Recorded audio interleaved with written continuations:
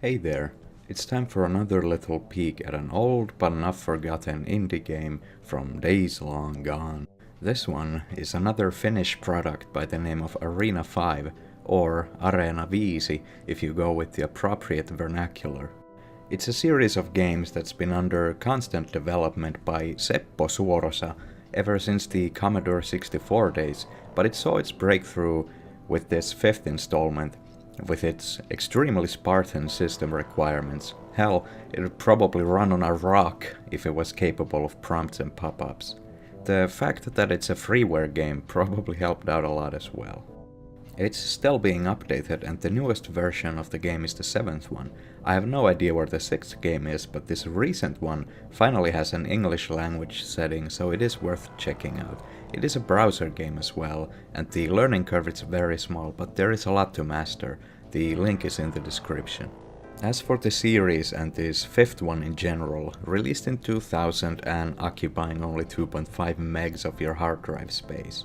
It's a gladiatorial fantasy game where you assemble and manage teams to achieve that dream of dominating the ladder and becoming the best at your job in the mystical world of Rune Rock. The pacing goes 1 month at a time, each month containing one phase for bidding for gladiators, both signed or unsigned, so you can snag those veterans of the opposing teams if you have the gold, or amass the bunches of newbies and train them to be their best. Once the recruitment phase ends, you get to the important preparation time where you utilize the gold you have to train your men, equip them with gear, have them study spells, and so on. Then it's time for the most important part, the blood sport itself.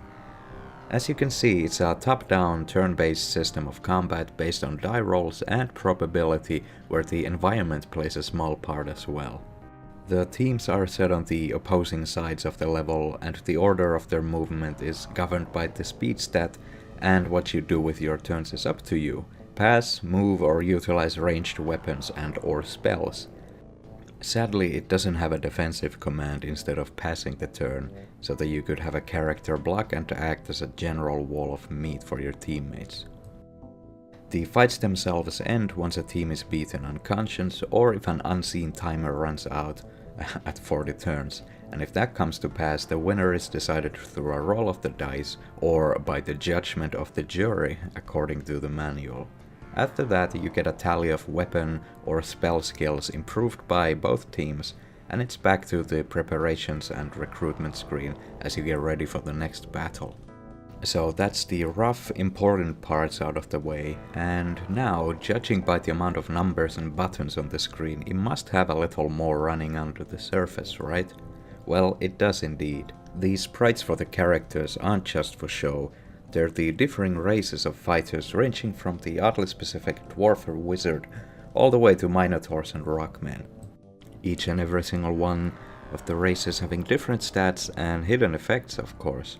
On top of that, each month the gods choose one of the races for a blessing which causes their critical strike chance to go up significantly during a battle.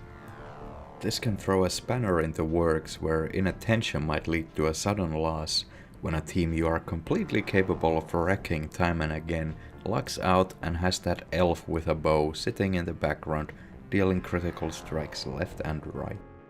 As for the races, their strengths and weaknesses are shown in the stats.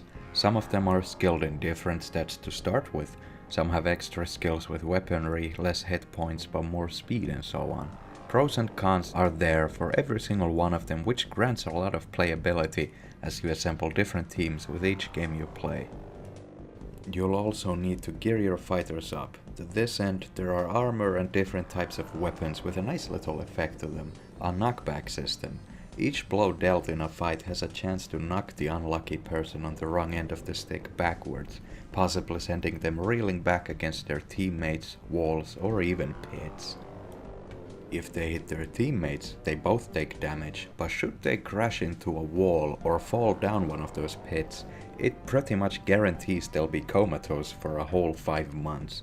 This is a system which you'll definitely want to abuse. The weapons with the highest chances to score these home runs are of course hammers, then axes, then swords, and finally spears.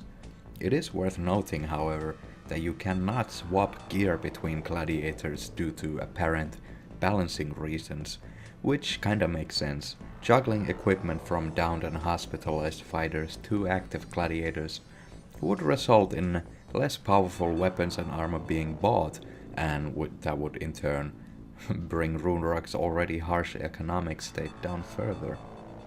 And on the topic of harsh effects, the damage that brings a gladiator unconscious has differing thresholds on the after effects. Let's say your guy is on the brink of blacking out and the fighter gets downed by just one hit point or so.